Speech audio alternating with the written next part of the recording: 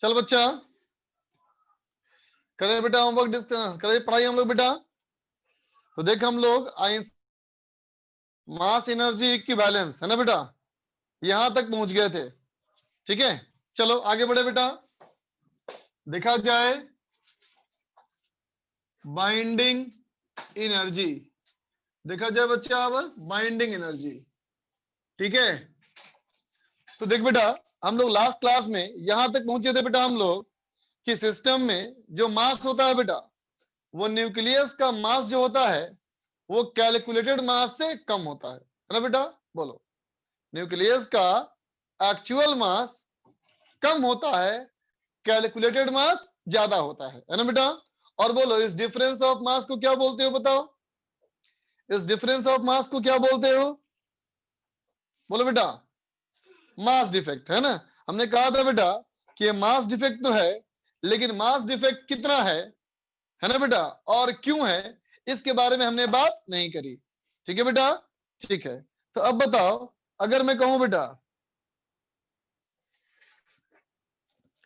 अभी बोलो कि अगर मैं कहूं कि एज्यूम करो बच्चा इस तरह से, एज्यूम करो इस तरह से कि अगर मैं कहूं फ्री फ्री न्यूट्रॉन्स है ना बेटा, फ्री न्यूट्रॉन्स एंड प्रोटॉन्स है ना बेटा।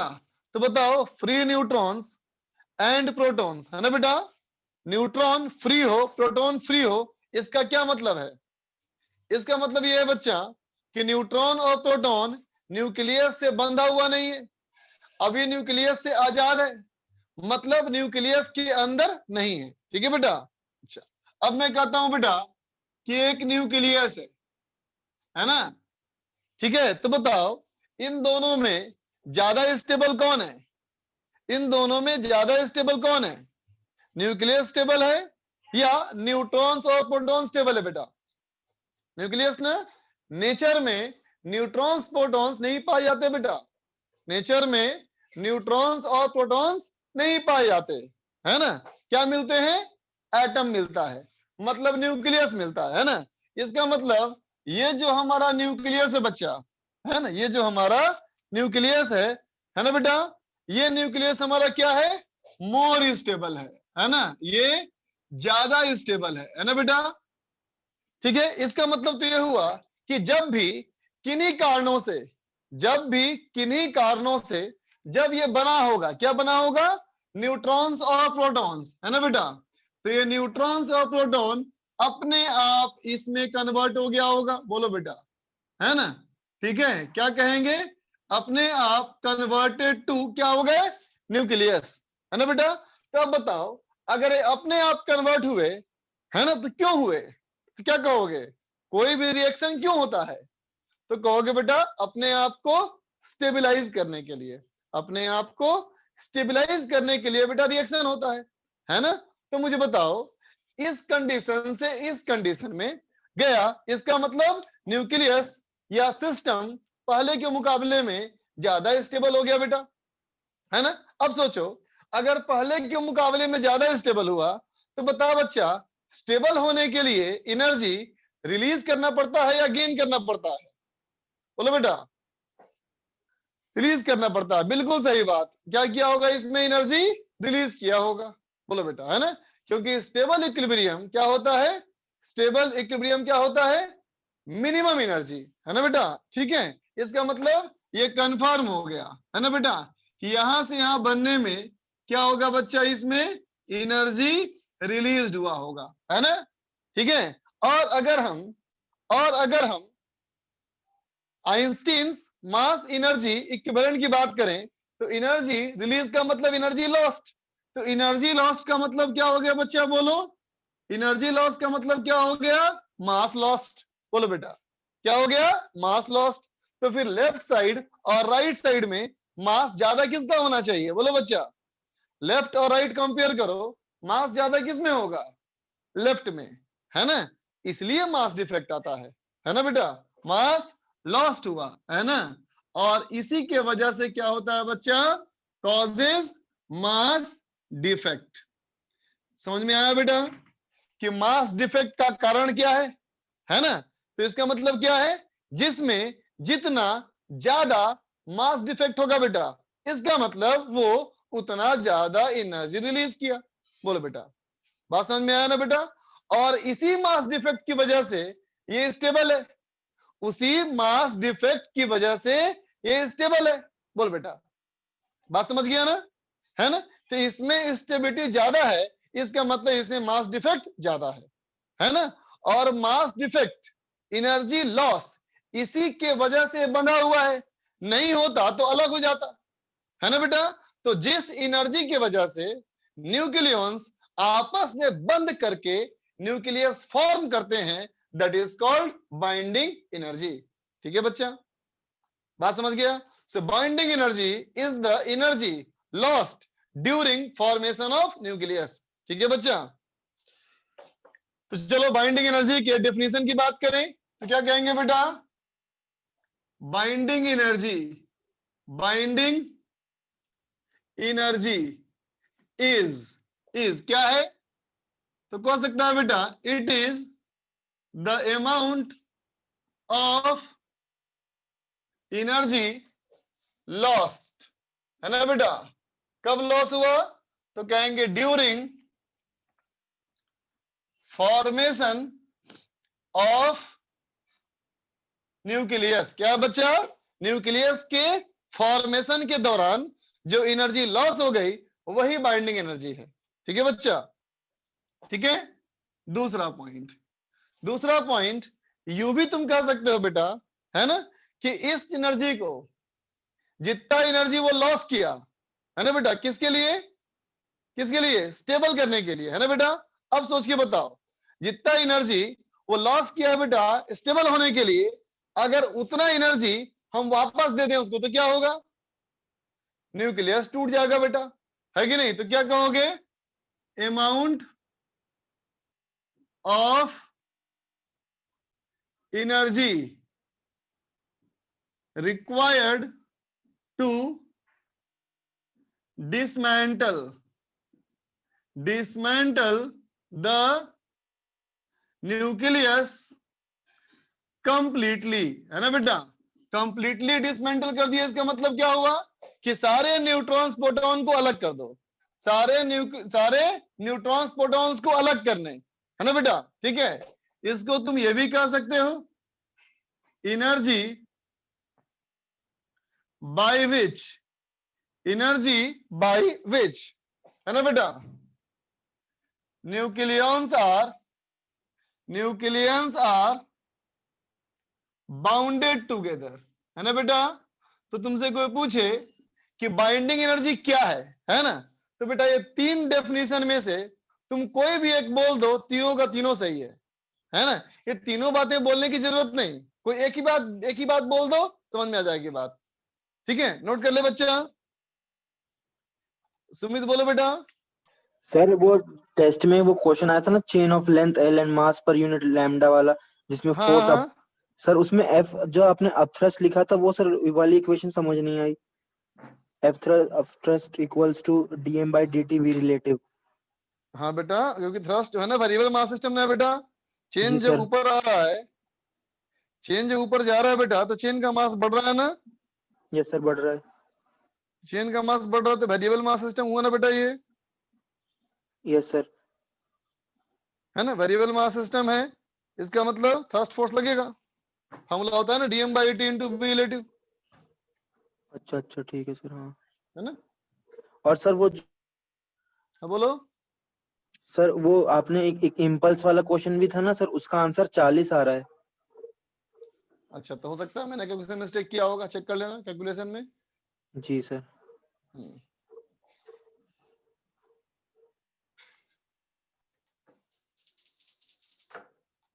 आदित्य बोलो।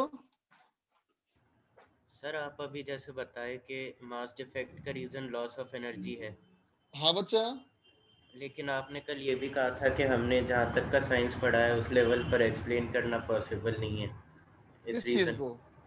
ये अरे न्यूक्लियस का बच्चा, मास मैं जो तुम्हें है। ये कहा था, इसके बारे में वेरीफाई करना बाकी है, आगे चैप्टर में वेरीफाई करेंगे, मतलब ये था, समझा? अच्छा, और सारा यस झोल सर। झमेला उसी के बारे में है। हमने कहा था कि इस मॉडर्न फिजिक्स को पूरी तरह से उधेड़ना संभव नहीं हमारे लिए, लेकिन चैप्टर तो पढ़ना है ना बेटा हमको। यस अमन बोलो।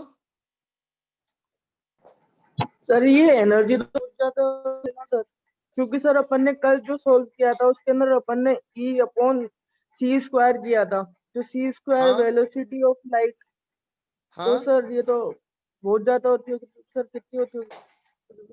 तो बेटा जब सी स्क्वायर की वैल्यू बहुत ज्यादा हो रही है बेटा, तो एम जो हमारा है ना एम, ये एम भी बहुत कम बेटा। एटम का मास, न्यूक्लियस का मास कितना कहोगे? बहुत कम ही ना कहोगे बच्चा? Yes sir. मास भी तो बहुत कम बेटा। Rishabh good morning sir. Good morning बेटा, सर बोलो। मैं ये पूछ रहा था सर कि सर कल क्लास कैंसिल थी क्या आपकी? कल? हाँ हाँ, सर। कल तो कैंसिल थी। हाँ, कल से थी। और सर ये फर्स्ट पेज ही है सर आपकी? हाँ, फर्स्ट ये पेज ये अभी बच्चा ये। बिल्कुल। Thank you sir. ओके। संकेत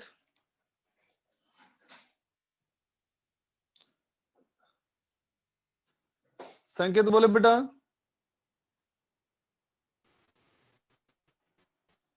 जो अपन ने एग्जाम्पल किया था ना, वो मास मतलब एक आदमी है 50 kg का सर, वो 0 मीटर पर सेकंड पहले भाग रहा है, फिर 20 मीटर से भागता है सर, 20 हाँ मीटर पर बच्चा। सेकंड से, फिर सर हाँ उसके हाँ, सर एक्चुअल में तो लॉस लॉस होगा ना मास का, गेन कैसे हो रहा है सर?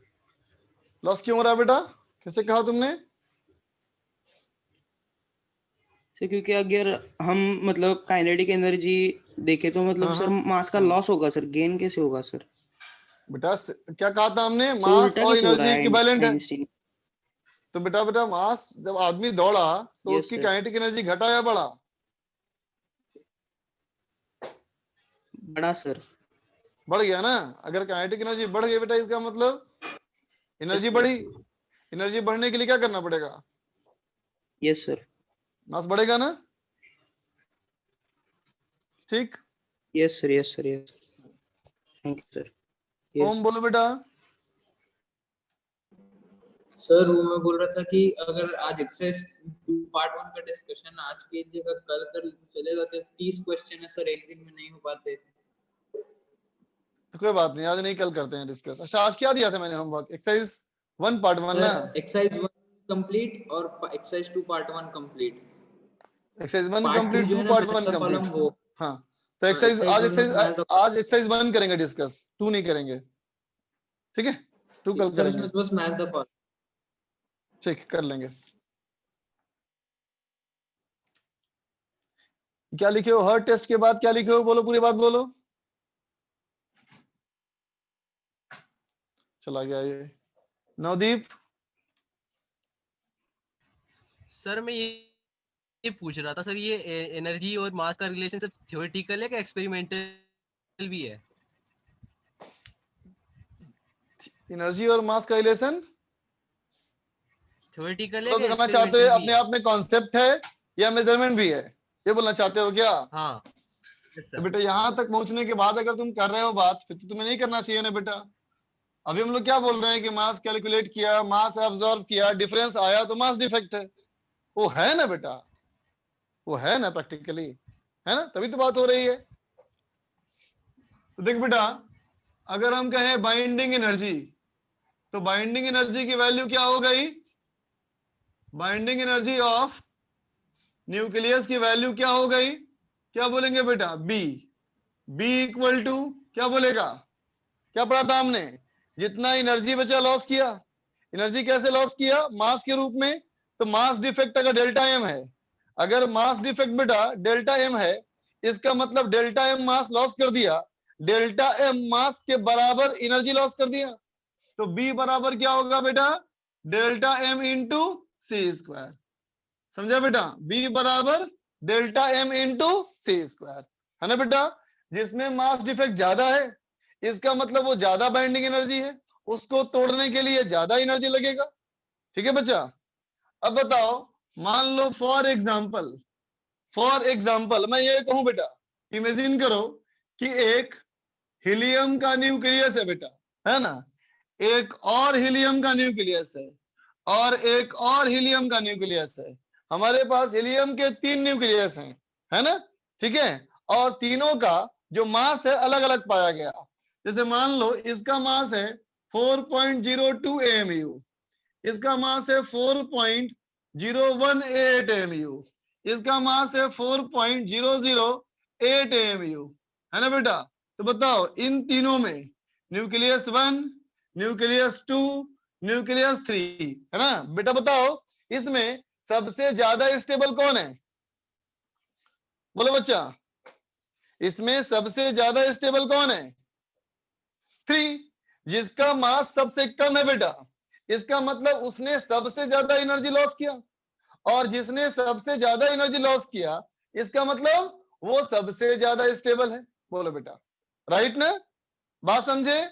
ठीक है। लेकिन मान लो अगर मैं कहूं ये हीलियम है, ये ऑक्सीजन है और ये नाइट्रोजन है, तो कर पाओगे कंपेयर? बोलो, नहीं कर पाओगे ना बेटा। बोलो, इस तरह से कंपैरिजन किस में हो सकता है? बिल्कुल आइडेंटिकल न्यूक्लियस हो तो, तीनों के प्रोटॉन न्यूट्रॉन एक जैसे हो तो, है ना बेटा। लेकिन अलग अलग न्यूक्लियस कंपेयर करने के लिए हम लोग बाइंडिंग एनर्जी कंपेयर नहीं करेंगे। क्या कंपेयर करेंगे? बोलो, हम लोग कंपेयर करेंगे बच्चा binding energy, binding energy per nucleon. ठीक है बच्चा, बाइंडिंग एनर्जी पर न्यूक्लियन, समझा बेटा? बाइंडिंग एनर्जी पर न्यूक्लियन क्या होता है ये? तो क्या बोलेगा? बोलेगा कि average amount of energy, amount of energy, है ना बेटा, lost on an average, on an average to collect one nucleon, to collect one nucleon, है ना बेटा, is called binding energy, binding energy per nucleon. समझा बच्चा? बाइंडिंग एनर्जी पर न्यूक्लियन क्या कहलाएगा? बोलो, बाइंडिंग एनर्जी पर न्यूक्लियन क्या कहेंगे बेटा?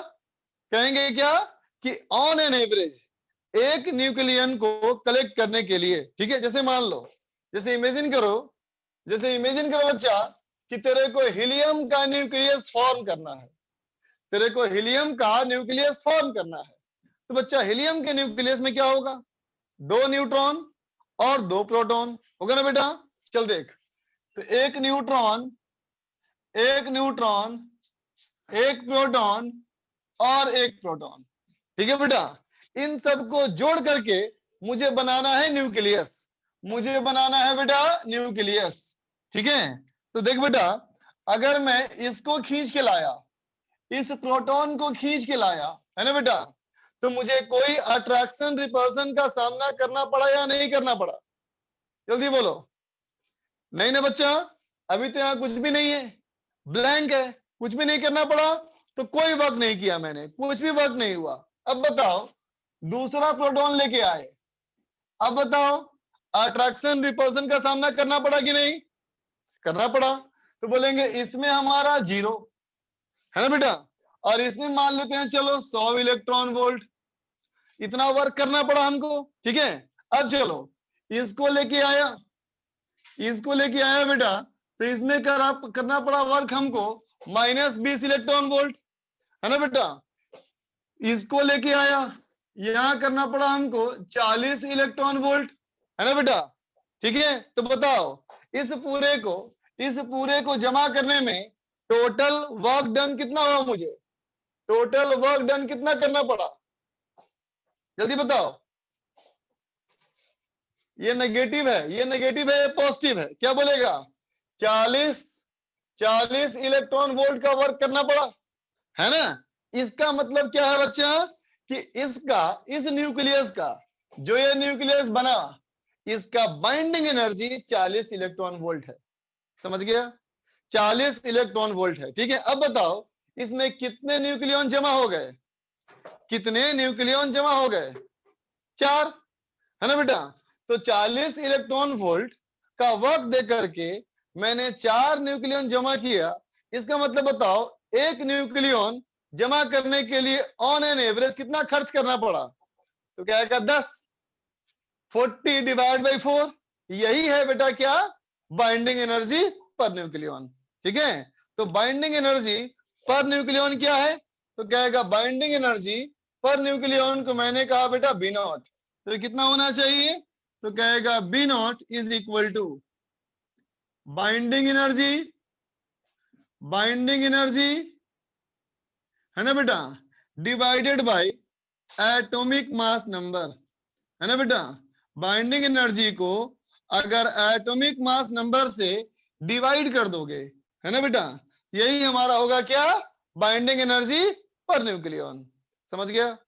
ठीक है, इस बाइंडिंग एनर्जी पर न्यूक्लियन से हम फैसला करेंगे कौन ज्यादा स्टेबल है, कौन कम स्टेबल है ना बेटा। तो क्या कहेगा बेटा? हाइयर बी नॉट अगर ज्यादा है ना बेटा, तो कहेंगे हाइयर इज द स्टेबिलिटी, है ना बेटा, हाइयर इज द स्टेबिलिटी। जितना बी नॉट की वैल्यू ज्यादा होगी बेटा उतना ज्यादा स्टेबल माना जाएगा। ठीक है, लिख लो वीडियो एकदम क्लियर है बेटा? क्यों लिख रहे हो बार बार अनब्लर्ड? नवदीप बोलो बेटा। नवदीप सर पहले का रह गया था सर। ओके,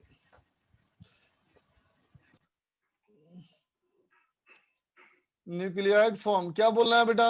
जो भाषा लिखे हो बोल के बताओ।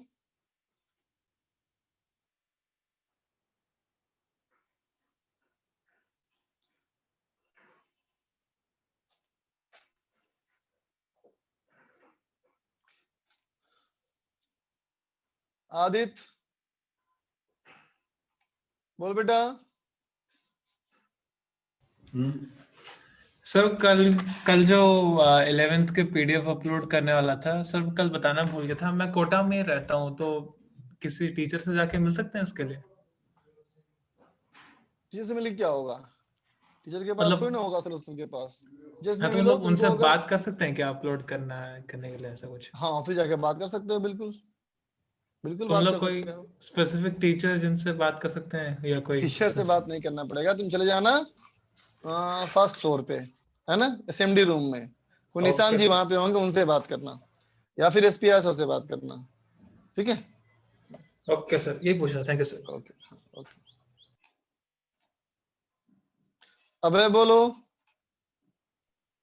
सर वो हीलियम का जो 3 मास डिफेक्ट है वो इंस्टेंटेनियस है या वो अलग अलग टाइम का है? क्या बात बोल रहे हो तुम यार? तुम ठीक से पूछो, क्या मतलब चाह रहे हो पूछना?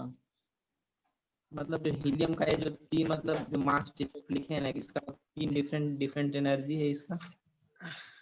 तो ये बेटा मतलब इसको एक ही अच्छा, समय। ये एग्जांपल बोल रहे हो? वो नीचे लिखा है नहीं बाइंडिंग सर, एनर्जी ऑफ ऊपर न्यूक्लियस की डेल्टा एम सी स्क्वायर के नीचे। हाँ सर। हाँ बेटा, मैंने कहा मेरे पास 3 तरह के न्यूक्लियस हैं, उन तीनों का मैंने मास मेजर किया तो इतना इतना मास आया, है ना। तो मैंने पूछा इन तीनों में मतलब कौन ज्यादा स्टेबल है? एक मतलब ठीक है। इनका एक ही साथ मतलब या अलग अलग है? क्योंकि एक ही साथ अरे तो क्या मतलब बेवकूफ का डिफरेंट सवाल करा नहीं गधा, हो सकता। अकल तो कुछ भी नहीं है। 2 किलो आलू खरीदा, 3 किलो प्याज खरीदा और 100 ग्राम कुछ काजू खरीदा, तो क्या पूछेगा एक साथ तौला है कि अलग तौला है? ढक्कन है यार। सेंसर तुम लोग को नहीं है, अजीब अजीब सवाल करते हो यार। मास का भी कैसे हो सेंस सकता नहीं है है ये? यार। अरे भाई, अंशुल बोल बच्चा। सर मैं ये बोल रहा था कि जितना एक्सरसाइज 2 पार्ट 1 तक डिस्कस हो जाए जितना उतना कर लीजिएगा सर, क्योंकि सर एक्सरसाइज 1 पार्ट 3 में 3 ही क्वेश्चन थे। एक्सरसाइज 1 पार्ट 3 में 3 क्वेश्चन थे, मैच द कॉलम। हाँ, तो वही सर करेंगे डिस्कस आज। पार्ट 1 में जितना हो जाए वो कर लेते। एक्सरसाइज 2 पार्ट 1 में परसों ही करेंगे, एक साथ करेंगे। ठीक है, जब भी क्लास हो, कल क्लास है परसों क्लास है, देख लेंगे। ठीक है बच्चा। Okay sir. आलोक बोलो। सर हाँ बोलो। सर आपने आईडी चेंज कर दी सर, मुझे पता नहीं चला सर, आप मेरी तो क्लास छूट गई सर पूरी। सर आप मैं तो वीडियो बताया डाल ना देना आईडी सर। तेरे ग्रुप में कल लिखा भी था, ग्रुप में वॉच सर वो करते रहना। मैसेज नहीं चेक करा था सर, वो छूट गया सर। और तुम जेपी लाइव ग्रुप में हो? हाँ सर, पर सर मैसेज नहीं देखा था सर, इसलिए रह गया हूँ। तो बेटा मैं तुमको कल मैसेज किया था, कल से लेके आज तक 12-13 घंटा का समय होता है, उसमें पेपर का सोल्यूशन भी दिया तुमको, है ना? हाँ सर। वो भी देखा होगा तुमने, नहीं देखा? हाँ सर अभी देखा, अभी पता चला सर। हाँ भाई देखोगे ना भाई फिर तो। सर आप ये बात ग्रुप तो पर, मैंने परसों ही लिखा था, परसों भी लिखा था मैंने कि आईडी चेंज होगी। सर आप बस वीडियो डाल देना सर। तो हाँ डाल तो दूंगा ही मैं, लेकिन थोड़ा एक्टिव रहो बच्चा। हाँ सर ऑनलाइन ओके। क्लास करना है बेटा, ऑनलाइन क्लास करना है तो ऑनलाइन में एक्टिव रहना पड़ेगा ना हम लोग को। नमन बोल बच्चा। सर ये प्रोटॉन और न्यूट्रॉन को सर लेके जा रहे सब जो एनर्जी की जो वैल्यू है वो एक्सपेरिमेंटल है या फिर कैलकुलेट कर सकते हैं? अरे बेटा ऐसे ही तुमको रफ आइडिया दिया, ऐसे ही मैंने सिखाया तुमको कैलकुलेट करने के लिए कैसे करते होंगे, ठीक है? ठीक है सर। हाँ एक रफ आइडिया है, इसको एक कॉन्सेप्ट मत बनाओ, तरीका समझो। ये दीक्षा बोलो बेटा। सर जो मतलब हमने जब प्रोटॉन जो ऊपर वाला एग्जांपल है जिसमें हम प्रोटॉन को ये न्यूक्लियस के पास लेके जा रहे हैं, तो हमने हाँ उसमें कोई भी वर्क नहीं किया। हाँ तो सर जब हम दूसरा प्रोटॉन लेके आ रहे हैं तो उसमें वर्क करना पड़ेगा क्योंकि दोनों पॉजिटिव चार्ज है तो रिपल्शन होगा। बिल्कुल बिल्कुल। पर सर फिर ये न्यूक्लियस को जब हम लेके आ रहे हैं तो उसमें हमें वर्क क्यों करना पड़ रहा न्यूक्लियस है? क्योंकि न्यूट्रॉन वहाँ न्यूट्रॉन न्यूट्रॉन न्यूट्रॉन अच्छा सॉरी न्यूट्रॉन। हाँ सर, न्यूट्रॉन को जब लेके आ रहे हैं तो सर वो तो चार्ज नहीं है ना, तो उसमें ना तो हाँ अट्रैक्शन हो रहा होगा ना बेटा, रिपल्शन। तो सिर्फ दो पार्टिकल में सिर्फ चार्ज वाला ही फोर्स लगता है क्या, और कोई फोर्स नहीं हो सकता? नहीं सर हो सकता है। फिर है ना, हाँ और भी तो हो सकता है फोर्स कोई। Yes sir. बात समझे? हाँ यस यस। राम बोलो बेटा। सर मेरा आउट ऑफ टॉपिक एक डाउट है। जोर से बोलो, नहीं सुन पाया। सर मेरा नेटवर्क पूरा तुम्हारा बेटा, बहुत पूरा नेटवर्क है, नेटवर्क गड़बड़। रितिका बोल बच्चा।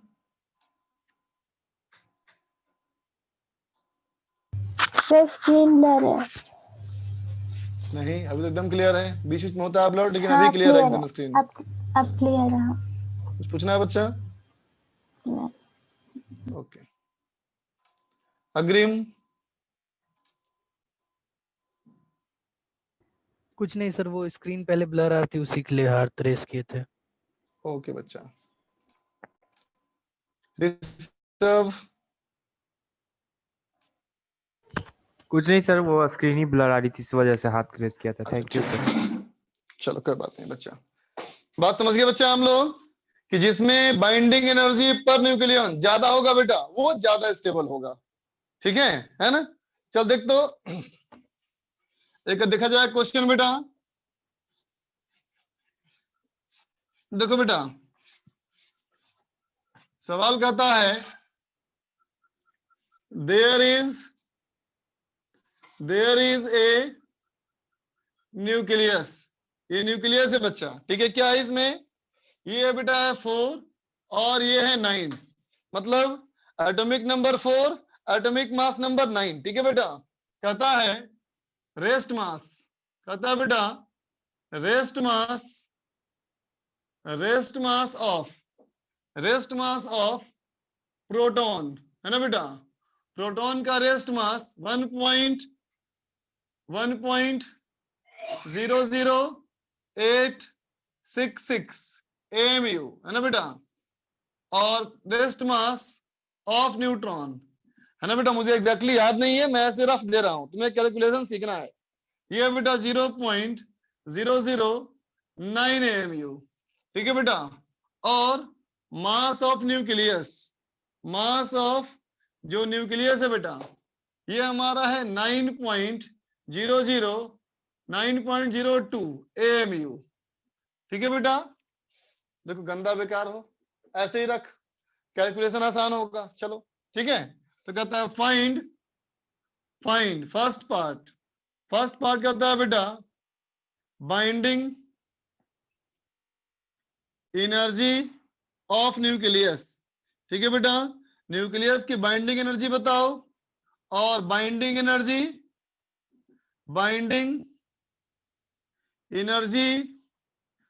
पर न्यूक्लियन बताओ।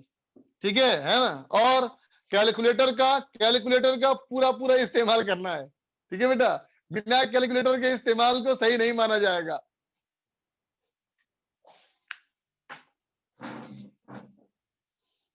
बोल बेटा क्या बोलना है? सर आपने कोई एक्स्ट्रा क्लास ली थी क्या? क्या बोल रहे हो तुम? बोलो बोलो।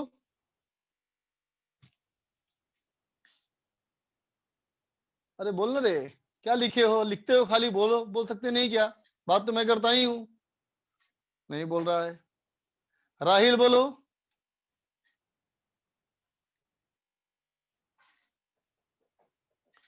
राहिल को भी नहीं बोलना कुछ, कोई बात नहीं।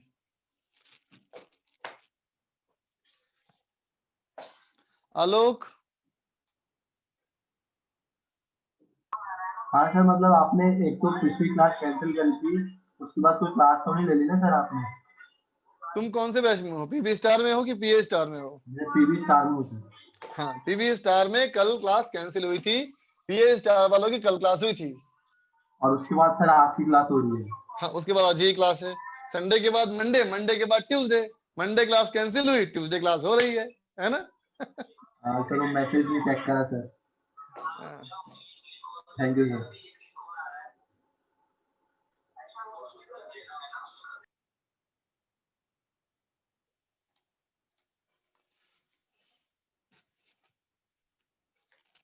बनाओ बनाओ, मस्ती मत कर, बनाओ। सॉल्व कर बच्चा, सॉल्व कर।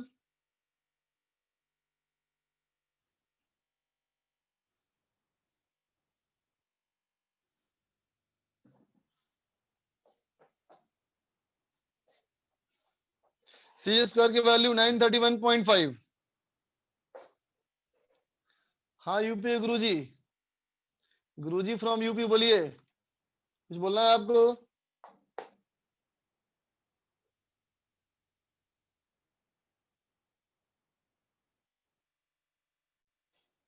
भाग्य गुरुजी है तो। अभी क्या कर रहा है? स्क्रीन शेयर कर रहा है, क्या कर रहा है? क्या कर रहा है भाई? अरे गुरुजी क्या कर रहे हैं आप? और एक मुझे भेज रहे हैं। आपके पास बहुत सारा समय है। बाय बच्चा।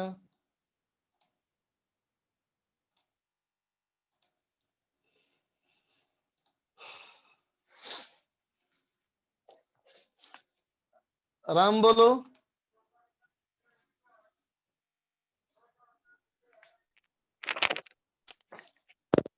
Hello sir. बोलो बच्चा, बोलो बोलो।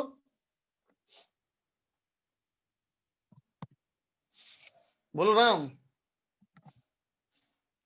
सर मेरा आउट ऑफ टॉपिक एक डाउट था। बोलो क्या? मेरे बस में होगा तो मैं सॉल्व कर दूंगा जितना मुझे आता है। हाँ बोलो। हेलो सर, मेरा आउट ऑफ टॉपिक एक डाउट था। पूछना बेटा, बता। सर वो मैंने आपको मैंने टेलीग्राम पे आपको बहुत बार मैसेज किया पर आपने ऐड ही नहीं किया अब तक। बहुत बार किया, 10-15 बार मैंने अब तक। ऐड नहीं किया?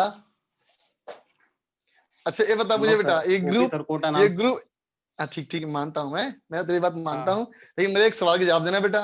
ये ग्रुप फॉर्म किए हुए कितने दिनों के लगभग अंदाजन?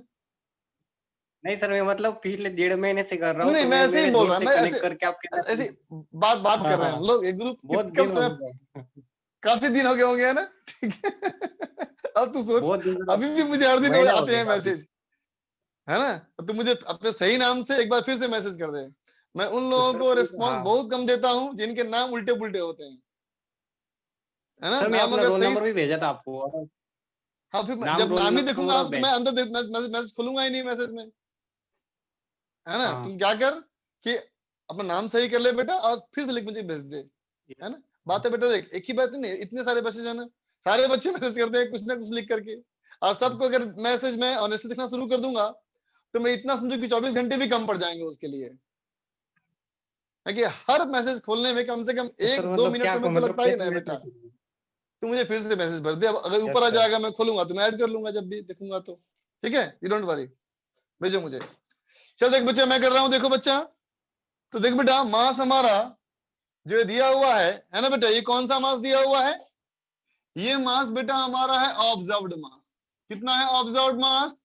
ये है 9.02 AMU। ये मास हमारा ऑब्जर्व किया गया, ठीक है। और अब चलो मास हम लोग बेटा कैलकुलेट करें, मास कैलकुलेट करते हैं। तो क्या बोलेंगे? ये 4 लिखा है ना बेटा, इसका मतलब 4 इसमें हो गया प्रोटॉन, और ये है 9, इसका मतलब 5 हो गया बेटा न्यूट्रॉन, ठीक है। तो 4 into 1.008 प्लस 5 into 1.009 है ना बेटा। तो कितना हो गया देखो, 9 बचे 45, ये हो गया बच्चा 45 और ये हो गया 40। तो 45 प्लस 40 कितना हो गया? 45 प्लस 40 85 हो गया। इसका मतलब हो गया बेटा 9.0085 AMU। बोल बेटा ये होगा ना, 8 32 32 32 32 और 45 77 होगा, है ना, 9.77 AMU, ठीक है बेटा। अब देखो ये हमारा ये आया और ये ऑब्जर्व, तो हमारा मास डिफेक्ट क्या हो गया बेटा? डिफरेंस कर लो तो 0.057 AMU, है ना बेटा, 0.057 AMU। तो अगर हमको बाइंडिंग एनर्जी कही जाए तो क्या कहेंगे बेटा? डेल्टा एम इंटू सी स्क्वायर। डेल्टा एम कितना? 0.057 इंटू 931.5 मेगा इलेक्ट्रॉन वोल्ट, है ना बेटा। तो 9 छक्का 54 और 9 पत्ते 45, 45 54 मतलब बांध लो 50 के आसपास आना चाहिए, है ना, 50 के अप्रोक्स आना चाहिए। 50 मेगा इलेक्ट्रॉन वोल्ट रफली इतना आना चाहिए बच्चा। एक बार देखो तो कैलकुलेशन करके, ये तो मैं गेस कर रहा हूं। कैलकुलेशन, कैलकुलेटर ये रहा कैलकुलेटर, 931.5 931.5 इंटू हमारा है, इंटू हमारा कितना है 0.057 0.057, ये हो गया बच्चा 53.1 मेगा इलेक्ट्रॉन वोल्ट, ये होगा बच्चा, ठीक है।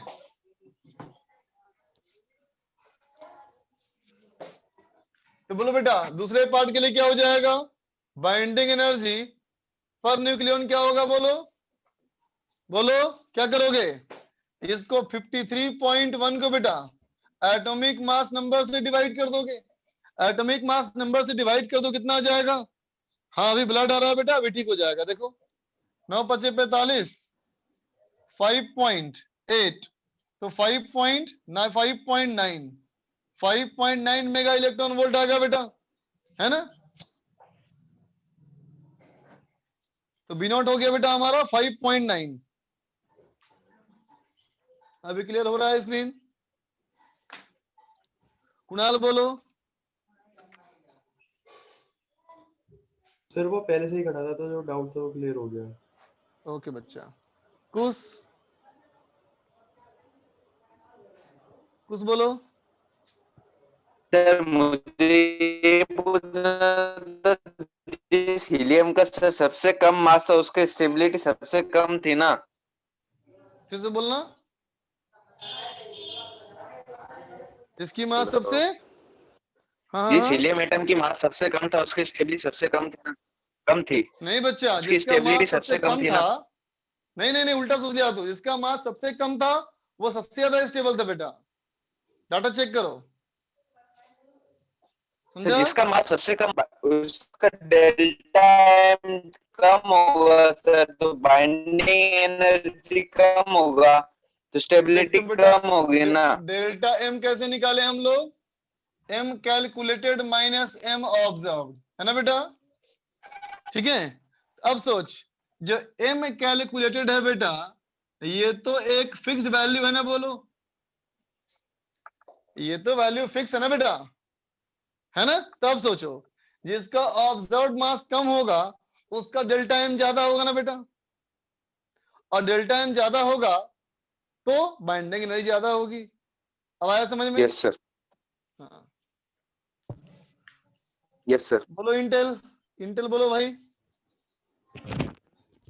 मैं ना अभी भी क्लास में आया हूँ। आपने लिंक अभी पता नहीं कौन पहले सी क्यों ना नहीं आईडी आए? पे भेजा था। क्या? आपने लिंक कौन से पता नहीं कौन से टेलीग्राम चैनल पे भेजा था? तो तुम्हें कैसे डिस्कशन मिला के अभी? वो तो डिस्कशन वाले में मिला, आपकी जिसमें आप बताते हो उस वाले में नहीं। भाई जेपी लाइव ग्रुप जो है ना, हाँ ये उन बच्चों का ग्रुप बनाया गया था जो बच्चे लाइव क्लास करते हैं। तुम्हें पता है या नहीं? पता है ना?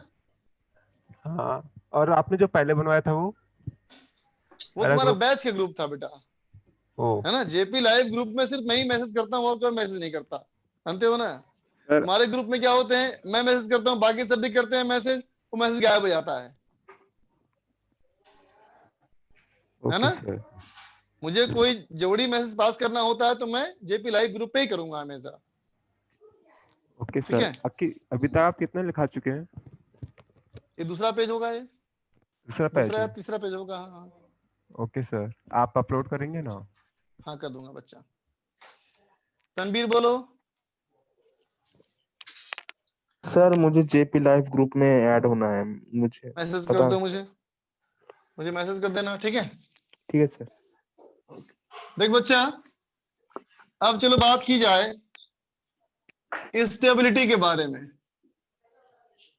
अब बात की जाए बेटा स्टेबिलिटी ऑफ न्यूक्लियस के बारे में, ठीक है बच्चा, है ना। तो बताओ तो न्यूक्लियस के स्टेबिलिटी के बारे में जो सबसे पहला डाउट आता है, क्वेश्चन मार्क आता है, वो ये आता है कि न्यूक्लियस के अंदर सिर्फ पॉजिटिव चार्ज हैं, सारे प्रोटॉन्स हैं, है ना बेटा, और कुछ न्यूट्रॉन्स भी हैं, है ना बेटा। न्यूट्रॉन्स में कोई चार्ज नहीं है और इलेक्ट्रोस्टैटिक फोर्स बहुत स्ट्रॉन्ग फोर्स है ना। तो प्रोटॉन के रिपल्सन उनको दूर क्यों नहीं धकेल देते? प्रोटॉन के रिपल्सन उनके दूर क्यों नहीं धकेल देते? How is nucleus can be stable, है ना बेटा। तो इसका आंसर क्या है बोलो, इसका आंसर क्या है? तो कहेंगे न्यूक्लियर फोर्स, है ना बेटा। कौन सा nuclear force? Strong nuclear force, है ना बेटा। बाउंड्स न्यूक्लियॉन्स टुगेदर, है ना बेटा। न्यूक्लियॉन्स को बांधने के लिए कौन जिम्मेदार होता है? स्ट्रॉन्ग न्यूक्लियर फोर्स, है ना बेटा। अब क्या बोलोगे, अब क्या बोलोगे बेटा? Nuclear force bounds nucleons together, है ना बेटा। ठीक है, और क्या कहेगा कि न्यूट्रॉन पेयर, है ना बेटा। Neutron proton pair, proton pair, है ना बेटा, जोड़े। न्यूट्रॉन का जोड़ा, प्रोटॉन का जोड़ा, न्यूट्रॉन प्रोटॉन का जोड़ा, है ना बेटा, है ना। सबके लिए न्यूक्लियर फोर्स की वैल्यू सेम ही होती है बेटा। सबके लिए न्यूक्लियर फोर्स की वैल्यू सेम ही होती है ना। बात समझे ना बेटा? ठीक है, लेकिन प्रोटॉन के जोड़े में इलेक्ट्रोस्टैटिक रिपल्सन भी होता है बेटा, समझा ना। प्रोटॉन के जोड़े में इलेक्ट्रोस्टैटिक रिपल्सन भी होता है, बोलो समझा। तब सोचो न्यूक्लियस के अंदर न्यूट्रॉन भी है, प्रोटॉन भी है ना बेटा। अगर ज्यादा प्रोटॉन है तो ज्यादा रिपल्सन, है ना बेटा। ज्यादा न्यूट्रॉन है तो ज्यादा अट्रैक्शन, बोल बच्चा, राइट ना। ठीक है, तो बताओ मेरे पास दो सिचुएशन है। पहला सिचुएशन प्रोटॉन की संख्या ज्यादा, दूसरा सिचुएशन प्रोटॉन की संख्या कम न्यूट्रॉन की ज्यादा। तो कौन ज्यादा स्टेबल है, फर्स्ट या सेकंड? बोलो बच्चा, बोलो। सेकंड, बिल्कुल सही बात है ना बेटा। एक बच्चा पूछ रहा है कि न्यूक्लियर फोर्स अट्रैक्शन का होता है कि न्यूक्लियस की रिपल्सन का होता है ना। तो याद रखिए बेटा, न्यूक्लियर फोर्स हमेशा अट्रैक्टिव ही होता है, न्यूक्लियर फोर्स कभी भी रिपल्सिव नहीं होता। स्ट्रॉन्ग न्यूक्लियर फोर्स हमेशा अट्रैक्टिव, समझे बेटा। जिसमें ज्यादा संख्या में न्यूट्रॉन होगा, जिसमें ज्यादा संख्या में न्यूट्रॉन होगा उसमें सिर्फ अट्रैक्शन होगा, बोलो, है ना बेटा। जिसमें ज्यादा संख्या में प्रोटॉन होगा उसमें अट्रैक्शन के साथ साथ रिपल्सन भी होगा, है ना, तो अनस्टेबिलिटी के चांसेस बढ़ गए, है ना। तो इन जनरल क्या बोलेंगे, बोलो कि न्यूट्रॉन की संख्या अगर ज्यादा होगी तो ज्यादा स्टेबल होगा, है ना बेटा। तो क्या कहेंगे, रफली वी कैन से, रफली वी कैन से, है ना बेटा। रफली हम कह सकते हैं कि the nucleus of larger neutrons is more stable, है ना बेटा। जिसमें ज्यादा न्यूट्रॉन की संख्या है वो ज्यादा स्टेबल है, ठीक है बच्चा, है ना। तो देख बेटा, देख बच्चा, अब मैं कहूं एबंडेंस ऑफ स्टेबल न्यूक्लियस, है ना बेटा। अगर मैं कहूं कि स्टेबल न्यूक्लियस जो हमारे पास अवेलेबल है बेटा, है ना, जो न्यूक्लियस हमारे पास अवेलेबल है उनमें n वर्सेस z का ग्राफ देखूं, n वर्सेस z का ग्राफ देखूं, तो बोलो बेटा, अगर मैं यहां से 45 डिग्री पे एक लाइन खींच दूं, है ना बेटा, 45 डिग्री एंगल पे एक लाइन खींच दूं, तो इस लाइन का इक्वेशन क्या होगा, इस लाइन का इक्वेशन क्या होगा, बोलो। 45 डिग्री पे जो लाइन है उस लाइन का इक्वेशन क्या है, y इक्वल टू एक्स, इसका मतलब बेटा n इक्वल टू जेड, बोलो बेटा, है ना। तो नीचे वाला जोन कौन सा है, नीचे वाला जोन कौन सा है, बोलो बोलो, z मोर देन n, बोलो बेटा, है ना। और ऊपर क्या है, n मोर देन z, ठीक है बेटा। चलो अब बताओ, हाइड्रोजन नेचर में पाया जाता है ना, इसका मतलब हाइड्रोजन स्टेबल है। हाइड्रोजन में क्या है, एक प्रोटॉन बस, और कुछ नहीं। तो हाइड्रोजन को इस डालो ग्राफ में तो कहां पे आएगा, यहां कहीं आएगा बेटा, बोलो, आएगा, बोलो, ठीक है। अब कहोगे हीलियम पे आओ, हीलियम में क्या है, 2 4 मतलब 2 न्यूट्रॉन 2 प्रोटॉन, कहां आ गया, यहां आ गया, है ना बेटा। अब चलो लिथियम में आओ, लिथियम में क्या होगा, 3 4, है ना बेटा, 3 एटॉमिक नंबर, तो 3 प्रोटॉन और 4 न्यूट्रॉन, मतलब कहां आएगा, इधर कहीं आएगा, बोलो बेटा, ठीक है बच्चा, बात समझेगा ना। ठीक इसी तरह से अगर हम सारे न्यूक्लियस की बात कर लें जो कि स्टेबल हैं, तो कैसे पाएंगे, देखो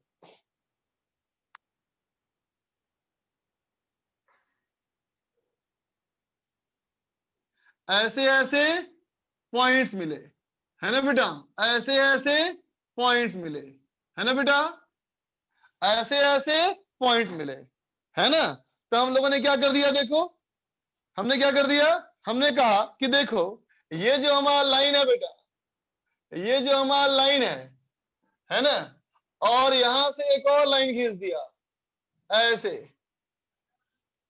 समझा बेटा, ठीक है। और ऐसे लाइन खींच करके इसको हमने क्या कर दिया, इसको कह दिया जोन ऑफ स्टेबिलिटी, समझा, क्या इसका नाम है, जोन ऑफ स्टेबिलिटी, है ना बेटा। मतलब इस जोन में आने वाले स्टेबल हैं, बोलो, है ना। अब देखो यहां मैं लिखा बेटा, रफली we can say, rough idea complete idea नहीं, the nucleus of larger neutron is more stable, है ना बेटा। न्यूट्रॉन की संख्या ज्यादा है तो वो ज्यादा स्टेबल है, लेकिन बेटा यहां पे भी कोई नहीं आया, यहां पे नहीं आया मतलब जिसमें न्यूट्रॉन की संख्या बहुत ज्यादा है वो ज्यादा स्टेबल हो, ऐसा भी नहीं हुआ, है ना। और ऐसे बहुत ही कम रेयर मिले जो इस लाइन से नीचे आए, बोलो बेटा, है ना। इसका मतलब n और z का एक खास रेशियो होगा बेटा, उसी में वो स्टेबल होगा, बोलो, राइट ना। कहने का मतलब अगर मैं यहां एक लाइन खींच दूं, यहां एक डॉट बनाऊं, यहां एक बनाऊं डॉट, ये भी स्टेबल नहीं है। अगर मैं यहां बनाऊं डॉट तो ये भी हमारा स्टेबल नहीं है, बोलो बेटा, है ना। और देखो बेटा इधर बनाऊं तो भी स्टेबल नहीं है, इसी जोन में स्टेबल है ना। इसका मतलब n और z का एक खास रेशियो में ही स्टेबल है और दूसरे में नहीं है। ठीक है बच्चा, बात समझ गया? तो एक बच्चा पूछ रहा है कि हाइड्रोजन कैसे स्टेबल है ना? तो देख बेटा, जो बच्चा ये पूछ रहा है ना, उसको मैं यही बोलूंगा कि तुमको अब तक केमिस्ट्री का सेंस डेवलप नहीं हुआ है, तुम केमिस्ट्री से बेवफाई कर रहे हो, है ना? केमिस्ट्री यही सिखाता है कि रूल्स में एक्सेप्शंस कैसे सोचते हैं है ना? और स्टिल तुम पूछो हाइड्रोजन कैसे? केमिस्ट्री का बेसिक क्या है कि we have a rule, but it is not necessary that we will always follow the rule, है ना? This is the most fundamental rule of chemistry. We have a strict rule, है ना? But many times we will not follow it, है ना? तो देख बच्चा, hydrogen तो अपने आप में एक एक्सेप्शन है, क्योंकि इसमें प्रोटॉन है ही नहीं बेटा, न्यूट्रॉन है ही नहीं, लेकिन बाकी सब के लिए लगेगा रूल। देखो अद्वैत लिख रहा है कि rules are made to be broken. Good. Mirzapur 2 नालायक, मिर्जापुर सोच रहा है बैठ करके।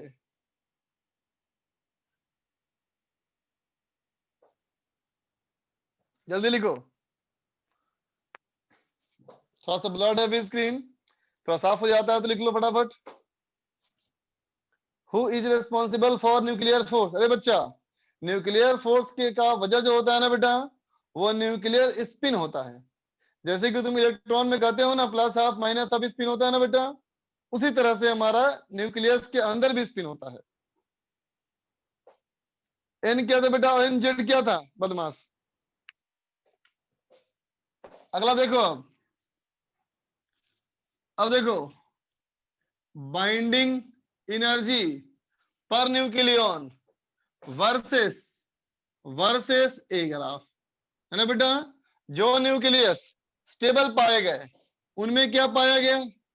उनमें पाया गया कि बाइंडिंग एनर्जी पर न्यूक्लियन ए के साथ कुछ ऐसे वेरी करता है बेटा, कुछ ऐसे वेरी करता है। ठीक है, इस तरफ का स्लोप ज्यादा, इस तरफ का स्लोप कम, है ना? किसी एक पॉइंट के पास ये मैक्सिमा होता है ना बेटा? तो ये हमारा क्या है? ये वैल्यू है एटॉमिक मास नंबर 56। तो 56 के आसपास हमारा बिनोट की वैल्यू सबसे ज्यादा है। इसका मतलब 56 एटॉमिक मास नंबर सबसे ज्यादा स्टेबल है। ठीक है, लिख लो।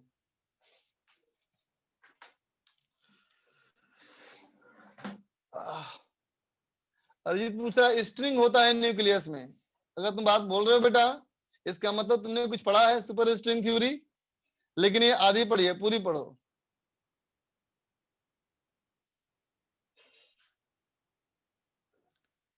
ऋषभ बोलो।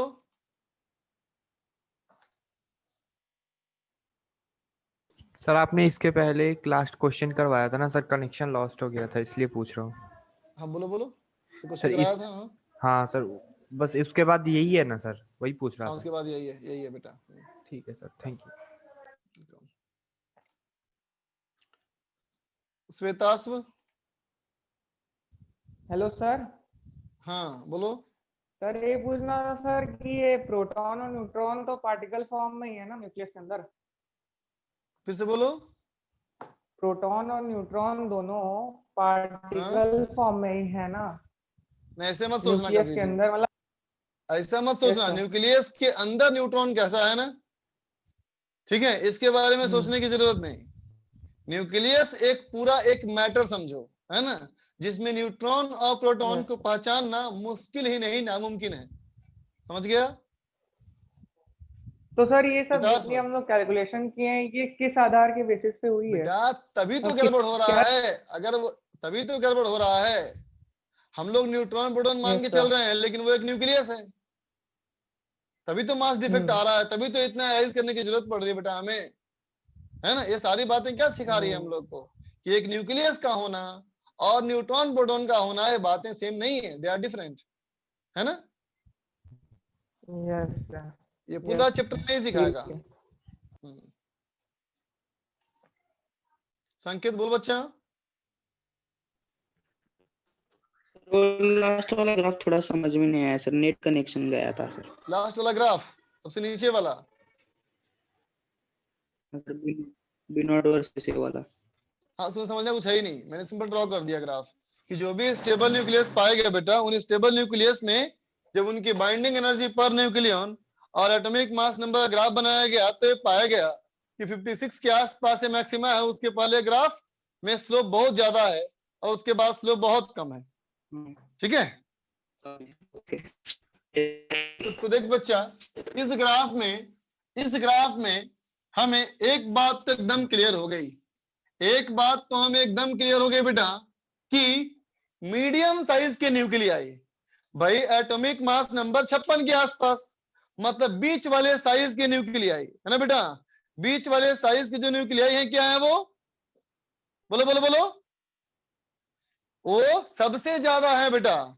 इसका मतलब क्या है, वो सबसे ज्यादा स्टेबल है ना बेटा। और बाकी क्या है बेटा, ये उतने स्टेबल नहीं है ना बेटा, बोलो। ठीक है, छोटे न्यूक्लियाई स्टेबल नहीं, बड़े न्यूक्लियाई ये भी स्टेबल नहीं है ना बेटा। कंपैरेटिवली यहां कंपैरिजन है ना बेटा, तो क्या कहोगे, मीडियम साइज्ड है ना बेटा, मीडियम साइज्ड न्यूक्लियस है ना बेटा आर मोर स्टेबल है ना बेटा इन कंपैरिजन टू किसके बेटा, तो कहोगे in comparison to small and large nuclei है ना बेटा। समझे, बड़े बड़े न्यूक्लियाई के मुकाबले में और छोटे छोटे न्यूक्लियाई के मुकाबले में बीच वाले ज्यादा स्टेबल हैं। ठीक है बच्चा। दूसरी बात, अब मैंने कहा कि चूंकि ये ज्यादा स्टेबल है ना बेटा, है ना, चूंकि ये ज्यादा स्टेबल है ना, ज्यादा कमाने वाले लोग है ना, तो क्या होंगे, आसपास के मोहल्ले के सारे गरीब आदमी क्या चाहेंगे बेटा, इसको देख करके वो भी अमीर होना चाहेंगे। बोलो, होगा ना। ठीक है, आसपास के सारे गरीब आदमी इसको देख करके ये भी अमीर होना चाहेंगे ना बेटा, है ना। तो जो न्यूक्लियस बड़े बड़े हैं वो क्या करेंगे, अपने आप को तोड़ लेंगे, अपने आप को तोड़ करके है ना बेटा मीडियम साइज के बनना चाहेंगे है ना बेटा। उसी को क्या बोलते हैं हम लोग, न्यूक्लियर फ्यूजन। ठीक है बेटा, तो क्या कहोगे, लार्ज न्यूक्लियाई है ना बेटा। ठीक है, जो कैसे हो, जो अनस्टेबल हो है ना बेटा। ये मत समझना, ये तुम बिल्कुल मत समझना कि सारे बड़े बड़े टूट ही जाएंगे, ऐसा नहीं है। ठीक है, लार्ज न्यूक्लियाई जो कि अनस्टेबल हो है ना बेटा, क्या होंगे, ब्रेकअप इनटू 2 और मोर, 2 या 2 से अधिक है ना बेटा, मीडियम साइज्ड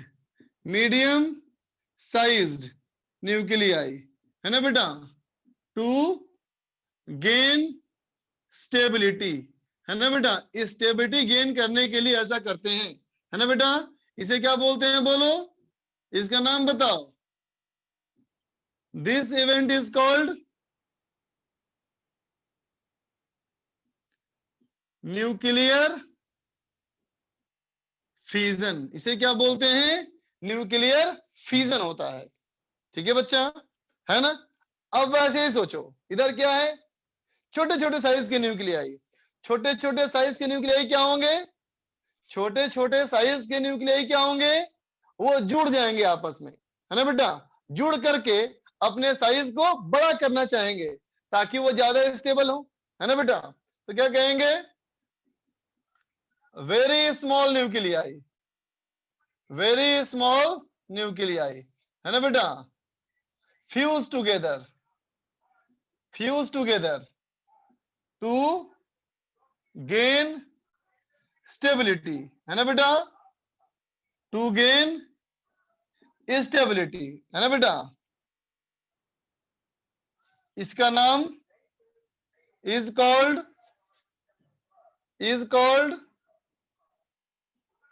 न्यूक्लियर फ्यूजन।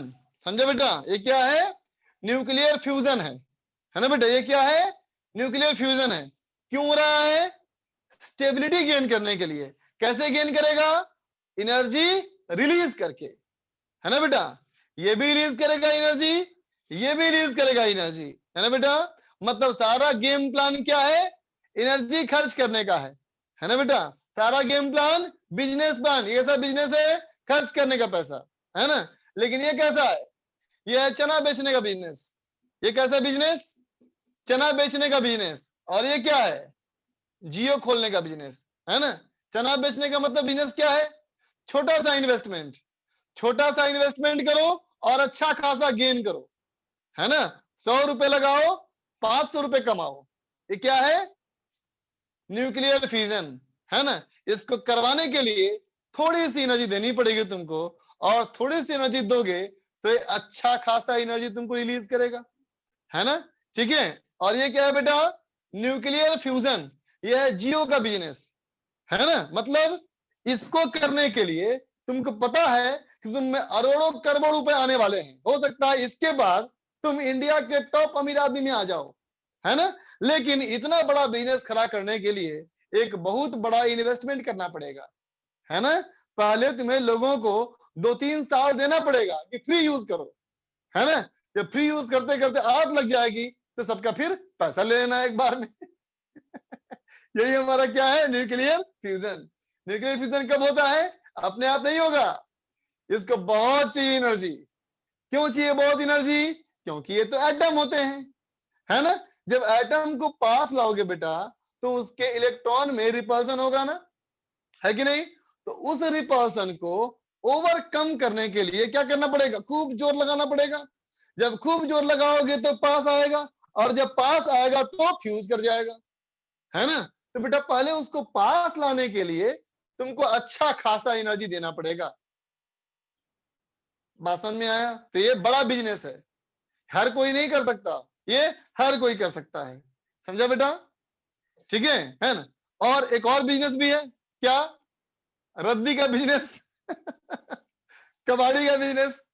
कबाड़ी का बिजनेस में क्या है, नो इन्वेस्टमेंट ओनली गेन, है ना। कबाड़ी इकट्ठा करो और बेचो। वो क्या है, रेडियो एक्टिविटी, है ना। क्या कहोगे, मीडियम साइज के न्यूक्लियाई। मीडियम साइज के न्यूक्लियाई में तुम देखा ना बेटा, मीडियम साइज के न्यूक्लियाई में हर इस न्यूक्लियाई स्टेबल नहीं है बच्चा। जो इस रेशियो में आया है वही स्टेबल है, इधर वाला स्टेबल नहीं है ना बेटा। तो क्या कहेंगे, ये मीडियम साइज के न्यूक्लियाई जो कि स्टेबल ना हो, वो क्या करेंगे, अपने अंदर से छोटे छोटे पार्टिकल बाहर फेंकेंगे, है ना बेटा। और अपने आप के न्यूट्रॉन प्रोटॉन रेशियो को एडजस्ट करेंगे, है ना। तो न्यूट्रॉन प्रोटॉन रेशियो को एडजस्ट करने के लिए छोटे छोटे पार्टिकल बाहर फेंकेंगे बेटा, है ना। इसको क्या बोलते हैं, रेडियो एक्टिविटी बोलते हैं, है ना। रेडियो एक्टिविटी करवाने की जरूरत नहीं पड़ती, ये अपने आप होता है। समझ गया, क्लियर। चलो फटाफट इसको लिखो, इरेज करूंगा इसको मैं अब।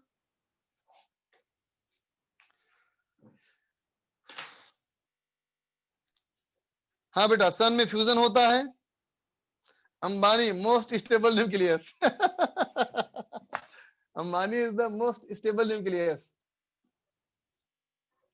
अपन दोनों करे बिजनेस, नहीं फैजान, मुझे नहीं करना बिजनेस। मैंने ट्राई किया था, नहीं चला, और उसका बोझ मैं आज तक झेल रहा हूं। उसका बोझ मैं आज तक झेल रहा हूं, उससे मुझे अब करने की हिम्मत नहीं है मेरी।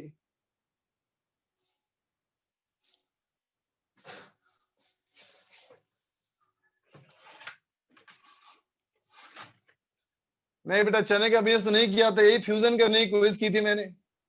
फ्यूजन करने की कोशिश की थी, है ना। इन्वेस्टमेंट तो लग गया, है ना, लेकिन इन्वेस्टमेंट उतना पहुंचा ही नहीं कि बिजनेस शुरू हो पाए, इसलिए बिजनेस से पहले ही वेस्ट हो गया पैसे बहुत। काहे का बिजनेस। चल छोड़, पढ़ाई की बात करें, ज्यादा इंपॉर्टेंट ये है। न्यूक्लियाई के बाद क्या लिखा है, वेरी स्मॉल न्यूक्लियाई फ्यूज। ये लिखा है बच्चा, फ्यूज टुगेदर, मिल जाते हैं आपस में, फ्यूज टुगेदर। ठीक है सर, वीडियो ब्लर आ रहा है। हाँ पर तो भी आ रहा है, 1 मिनट रुक जाओ, सही हो जाएगा ये। नेट का कनेक्शन स्टेबल नहीं है। देखो भाई हमारे ग्रुप में नीता अंबानी और मुकेश अंबानी भी आ गए। भाई नीता मुकेश अंबानी, अनिल अंबानी भी आ जाओ, बस धीरू भाई अंबानी मत जाना, मुझे डर लगता है भूत से। नंदिनी सही पकड़ी है। हाँ नंदिनी, मैंने भी कोशिश किया था लेकिन नहीं जमा फ्यूजन के साथ।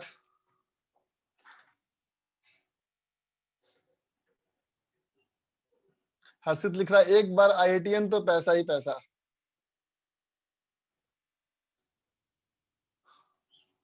नवदीप बोलो बेटा।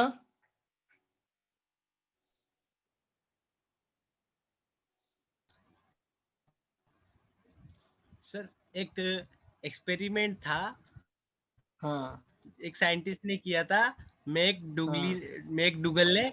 उन्होंने सोल का है ना कि एनर्जी, सोल क्या अपन एनर्जी मानते हैं सोल को, ठीक है, जब सोल निकलती है बॉडी में से तब उसके अंदर से फिर मास निकलता, मतलब मास कम होता होगा, तो उन्होंने मास निकाला था।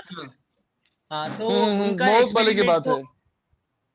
हाँ सर, उनका एक्सपेरिमेंट को रिजेक्ट क्यों किया था? क्योंकि इस थ्योरी के हिसाब से तो फिर मास होगा ना, उसके अंदर मास निकलेगा ना, एनर्जी निकल रही है। तो देखो उस समय की बात है, हम लोग एक्सपेरिमेंट मेरे ख्याल से हुआ होगा 90s में हुआ है शायद, हम लोग बच्चे थे उस समय। Yes sir.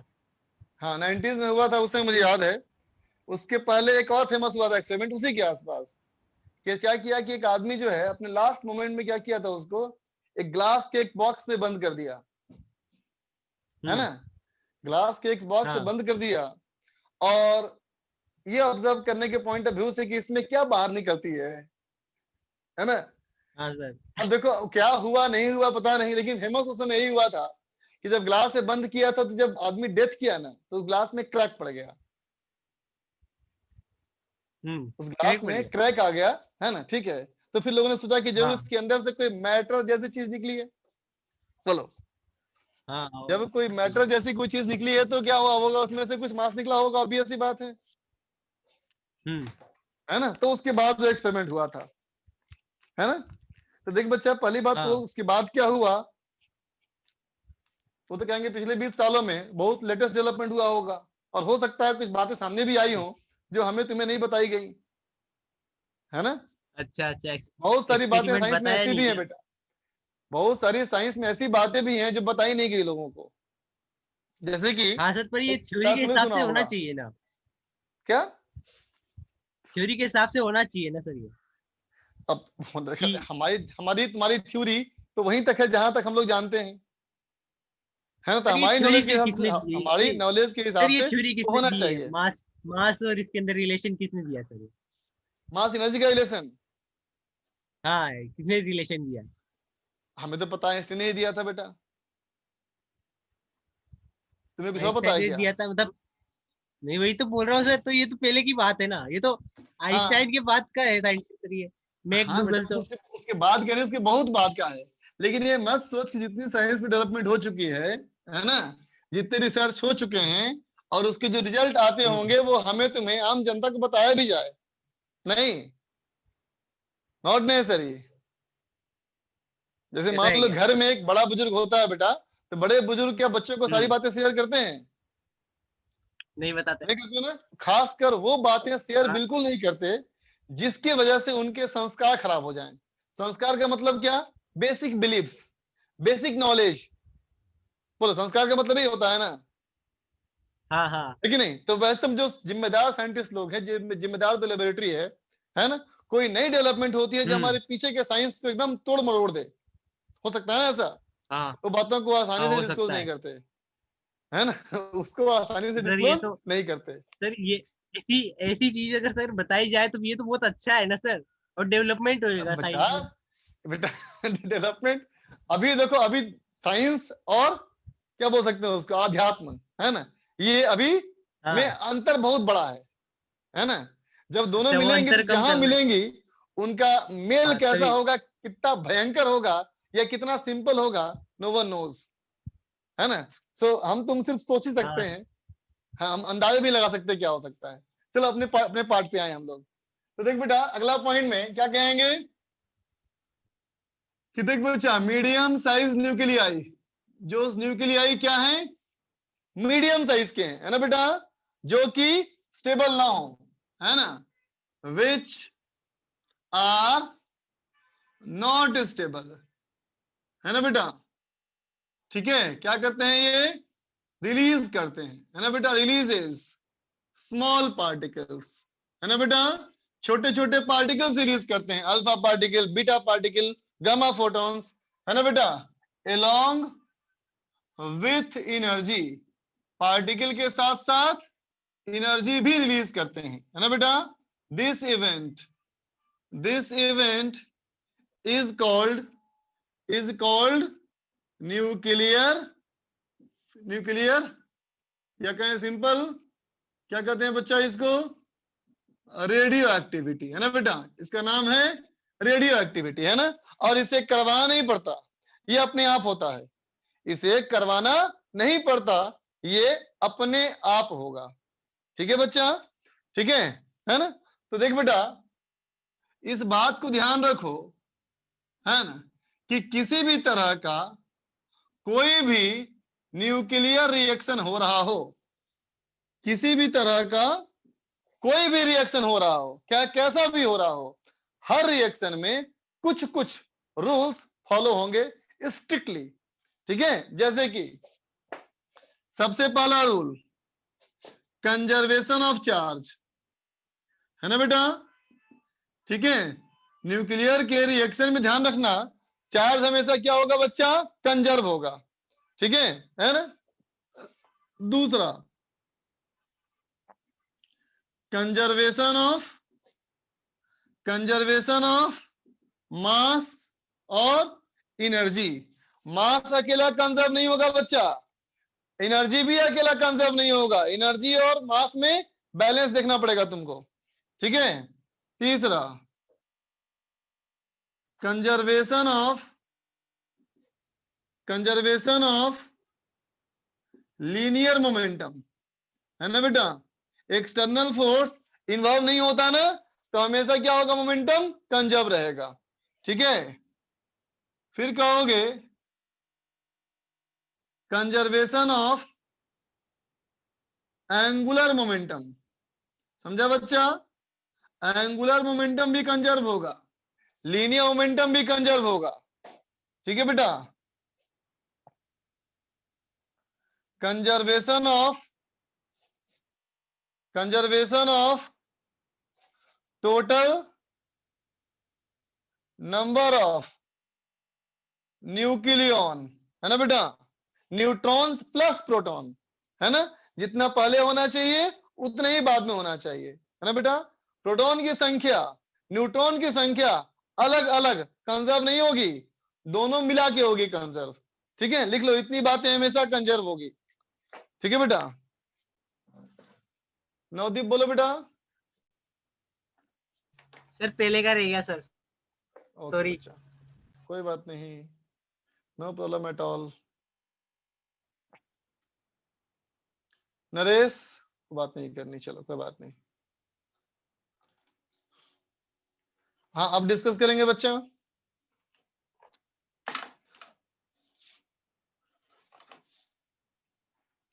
अब डिस्कस करेंगे बच्चा, नोट कर लो तुम लोग।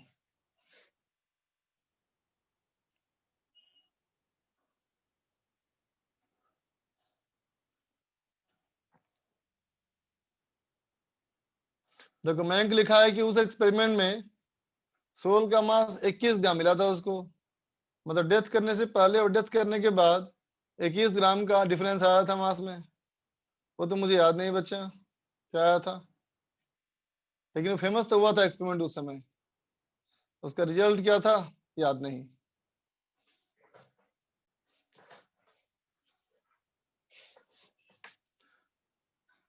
तो चलो बच्चों एक्सरसाइज 1 निकाला जाए।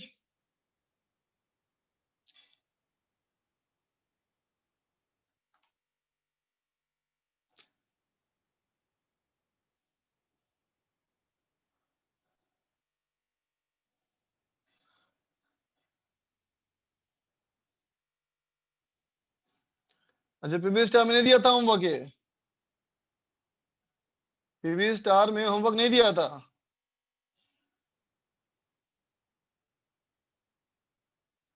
ओहो, रुको रुको, फिर कोई बात नहीं बेटा, कल ही करते हैं फिर डिस्कस, फिर नेक्स्ट क्लास में ही करते हैं सारा डिस्कस, आज ड्रॉप करते हैं, ठीक है। एक्सरसाइज, अच्छा आज एक्सरसाइज 1 तो, अच्छा पी स्टार वाले बताओ, पी स्टार वाले एक्सरसाइज 1 तो पार्ट 1 पार्ट 2 हो गया था डिस्कस ना। एक्सरसाइज 1 पार्ट 1 पार्ट 2 हो गया डिस्कस ना।